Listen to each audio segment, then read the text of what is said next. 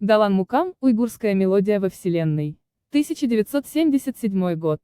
НАСА готовит к запуску Voyager, зонд, который унесет в космос послание от всего человечества. На борту – золотая пластина с приветствием инопланетным цивилизациям на 55 языках. На золотых пластинах записаны звуки Земли, шум ветра, голоса животных, музыка Баха. Были собраны лучшие образцы музыки со всего мира, которые должны представить иным мирам цивилизацию Земли. И среди них – уйгурский мукам Далан в исполнении выдающегося уйгурского музыканта Махмуда Тахти.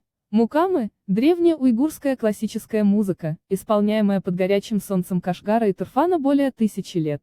Ее ритмы, наполненные радостью и грустью древней уйгурской цивилизации, расскажут инопланетянам историю уйгурского народа, чья гениальная музыка пережила века. Если где-то в созвездии Лиры инопланетяне услышат эту уйгурскую музыку, они услышат эхо Великого Шелкового Пути и земную мечту о диалоге между мирами.